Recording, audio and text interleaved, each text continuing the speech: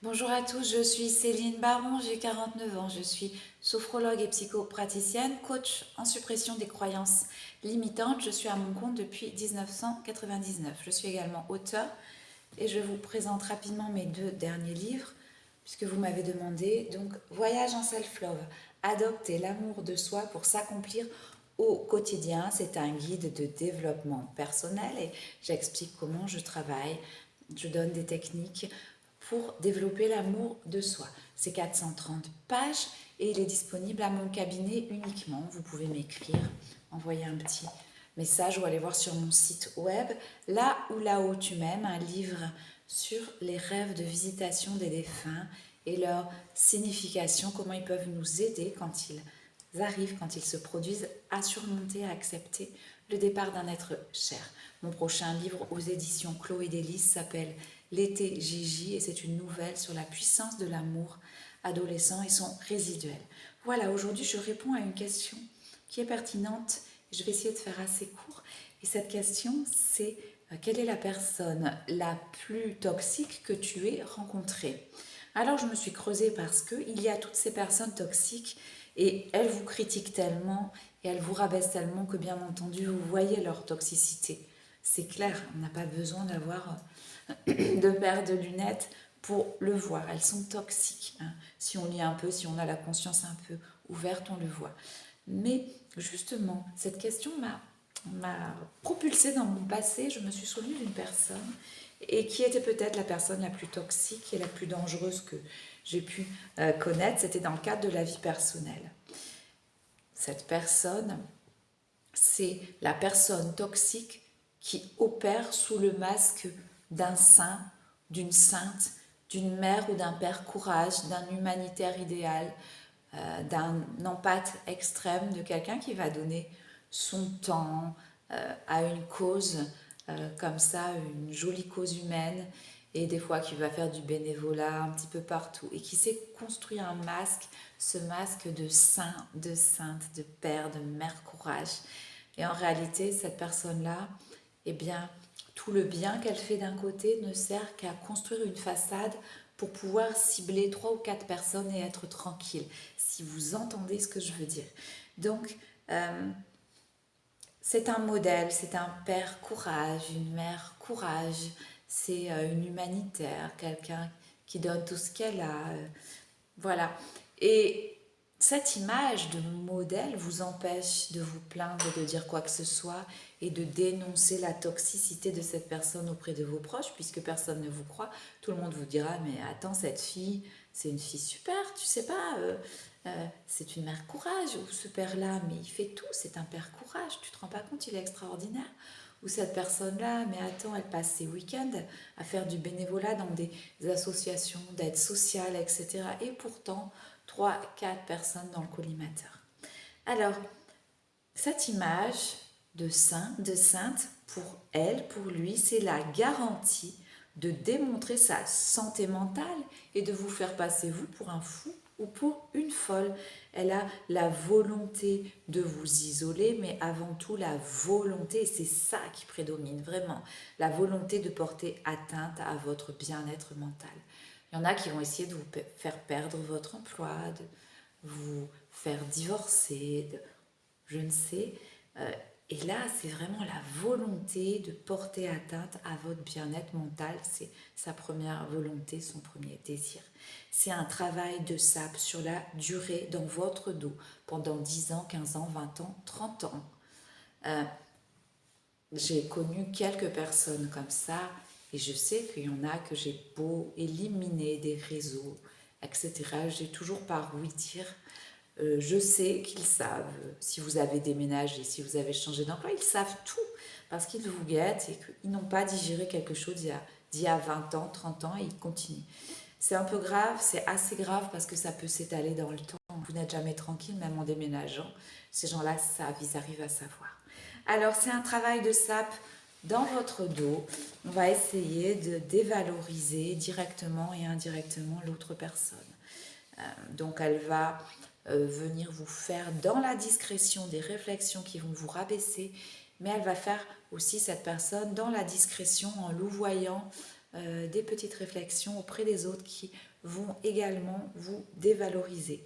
C'est la rancœur pour rien du tout en fait. Dans mon cas, je pense que c'est parce que j'étais devenue amie avec quelqu'un et j'avais pas le droit, selon cette personne, d'être amie avec son meilleur copain, sa meilleure copine, etc. Et des années en arrière, et du coup, elle ne pouvait pas m'encadrer. Elle a commencé à développer comme ça quelque chose, une forme de jalousie, il me semble, à mon égard. Et ça s'est traduit par cette dévalorisation que j'étais incapable, que je ne pouvais pas dénoncer, puisque d'un autre côté, c'est quelqu'un de très gentil, de très modéré, qui affiche une image, excusez-moi, je me rassois, une image très zen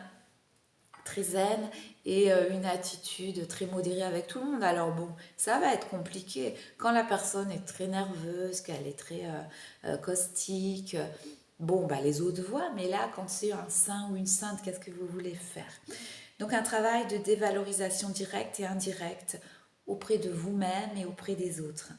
La rancœur pour rien du tout, c'est un harcèlement de fond qui vous décrédibilise tout le temps. Et bien sûr, vous n'êtes jamais là quand elle va effectuer ce travail devant vous. Elle va vous montrer quand même qu'elle n'a pas envie de vous voir là, mais face à vous, elle va rien dire, elle ne va pas vous attaquer devant les autres. Par contre, elle peut sous-entendre des choses derrière votre dos et devant les autres. 10 ans, 20 ans, 30 ans, 35 ans. Alors, il y a même des gens vous savez, c'est malheureux, vous voyez, c'est malheureux des fois l'être humain. Des gens sur leur lit de mort, il leur reste en quelques semaines, quelques jours, quelques heures à vivre et ils vont encore aller passer le coup de fil empoisonné, écrire la lettre caustique. Donc ces gens-là, qu'est-ce qui les attend après? C'est le bas astral. C'est de errer là, je ne sais.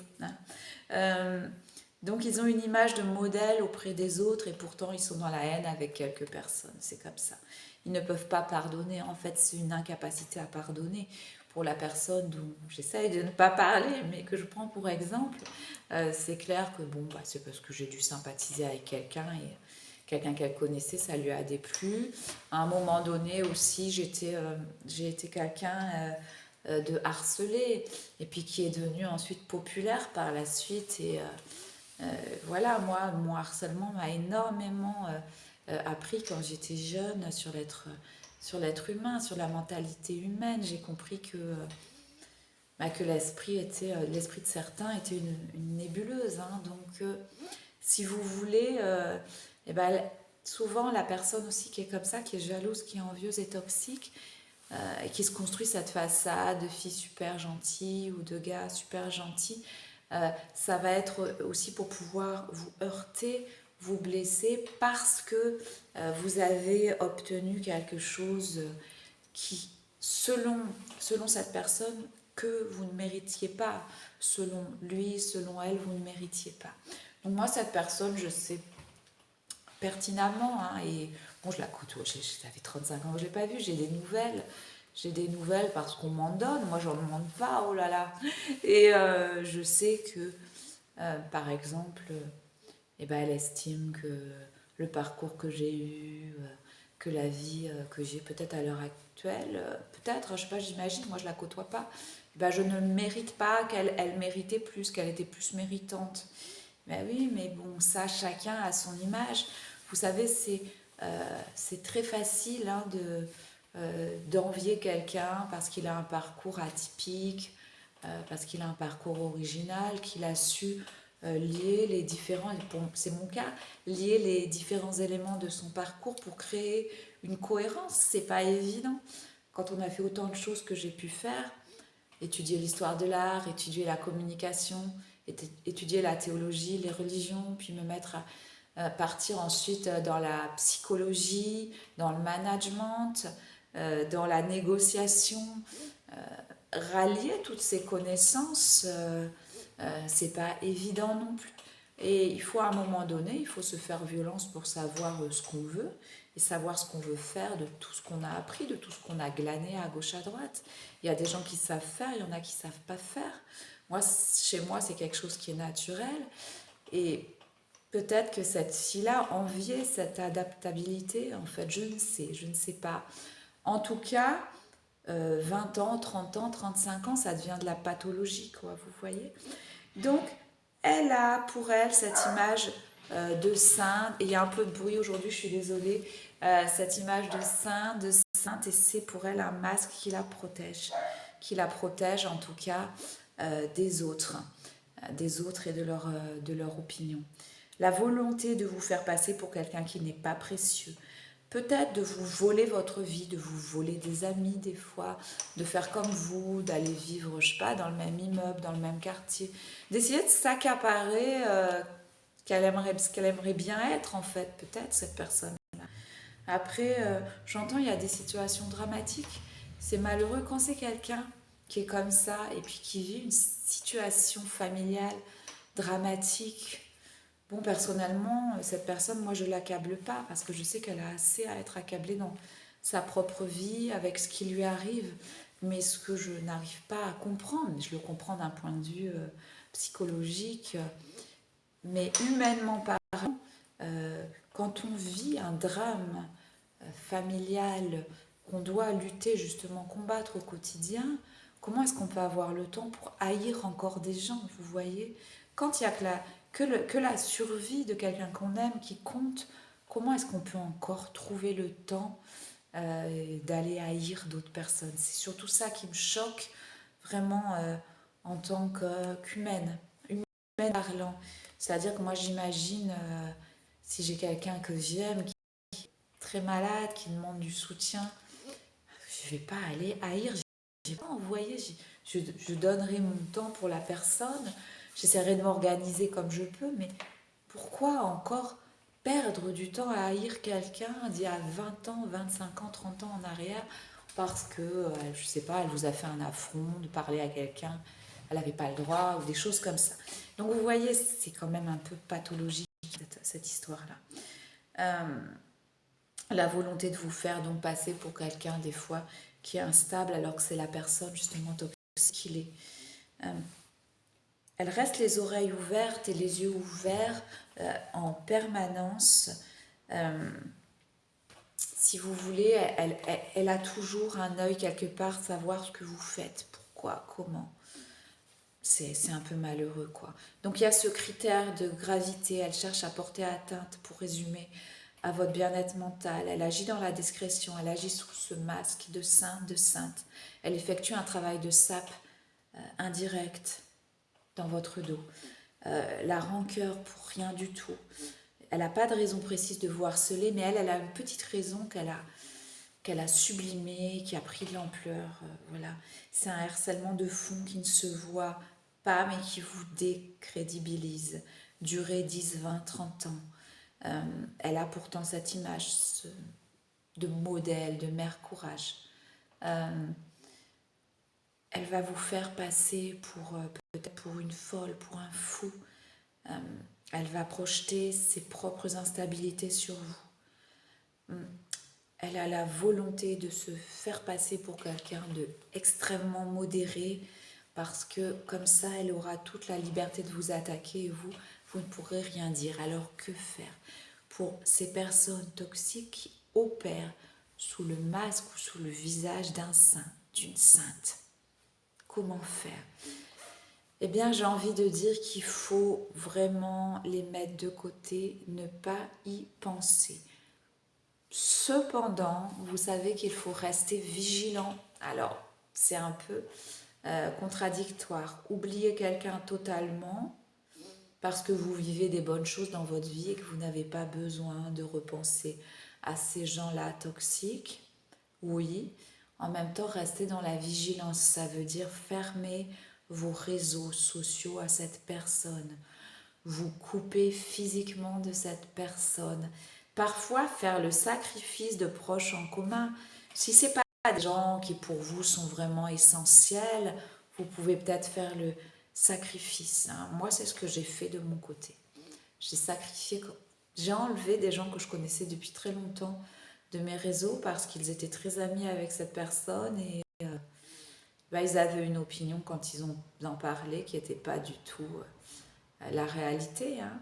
Quand vous êtes harcelé depuis 30 ans par quelqu'un et qu'on vous dit que c'est quelqu'un de fabuleux parce qu'elle nourrit les chiens à la SPA tous les week-ends.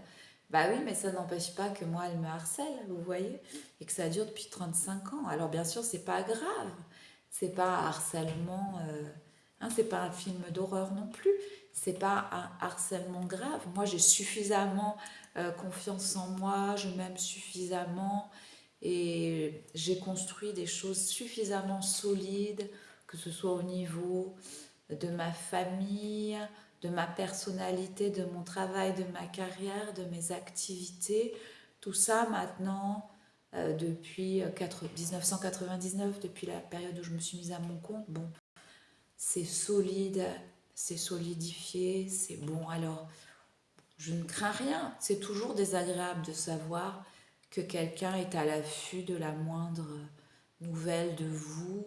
Bon, en même temps, il faut le voir. Moi, je pense que ce sont des gens qui sont profondément malades. Je pense que même si ils vont œuvrer euh, sous le masque d'un saint, d'une sainte, d'un père courage, d'une mère courage, de quelqu'un qui donne tout son temps. Alors attention, hein, il y a beaucoup de bénévoles qui donnent tout leur temps et qui sont des gens formidables. Hein. Mais là, bon, c'est un peu caricaturé, vous entendez bien. Hein. Mais c'est pour vous montrer que ils développent cette image de saint et de sainte pour pouvoir vous attaquer. Qui va attaquer une maman, une mère courage, qui va attaquer quelqu'un qui donne tout son temps, etc. Ça devient compliqué pour vous et c'est justement leur stratégie. C'est ce que je voulais vous faire comprendre. Si vous avez peur de ces gens-là, parce que parfois ça peut faire peur. Hein, je connais des cas où ça peut aller loin des fois. Alors, ce sont des gens qui ne veulent pas perdre leur aura non plus, donc elles ne vont pas quand même pas faire des choses hors la loi, mais ça peut, oui, passer devant chez vous, faire semblant de promener le chien devant chez vous pour regarder, venir vivre dans le même quartier pour savoir. Tout ça, si ça vous fait peur et si vous remarquez quelque chose de suspect vraiment, eh bien n'hésitez pas à aller déposer une main courante. Parce que comme elles ont cette aura, cette image d'elles-mêmes et qu'elles l'ont transmis à plein de monde, elles ont très peur du juridique en fait. Ce sont des gens qui ont peur de tout, de les démarches juridiques qu'on pourrait faire à leur rencontre. Parce qu'elles savent au fond d'elles-mêmes qu'elles sont coupables de quelque chose, même si c'est pas quelque chose de grave, c'est quelque chose qui ne se voit pas, c'est de la dévalorisation discrète en louvoyant, mais ce sont des gens qui ont peur des procédures. Donc n'hésitez pas peut-être à essayer de sous-entendre auprès d'autres que vous, à un moment donné, si ça continue, vous allez aller vers une procédure. C'est quelque chose qui peut venir les déstabiliser parce que ça va casser cette image de saint, de sainte. Voilà, j'espère que j'ai répondu à votre question. J'ai refait plusieurs fois ma vidéo, pour une fois, c'est la première fois que je fais ça, mais je ne voulais pas qu'on puisse savoir de qui je parlais, parce que vous savez que j'ai des gens aussi que je connais qui regardent mes vidéos. Je voulais rester dans la discrétion, mais vous transmettre l'essentiel de ce message, de comment agir face à ces personnes toxiques qui agissent sous le masque de la bonté. Je vous souhaite un excellent week-end et encore je vous remercie pour vos messages. Vous savez, je ne réponds pas sur ma ligne par contre professionnelle aux messages, hein, mais je vous remercie pour tous ceux qui m'ont souhaité la guérison, un bon rétablissement et je vais beaucoup mieux et j'ai même appris de cette période un petit peu compliquée pour moi au niveau de la mobilité. J'ai appris et j'en ai profité pour peaufiner beaucoup de choses dans mon activité notamment. Voilà, bye bye, au revoir.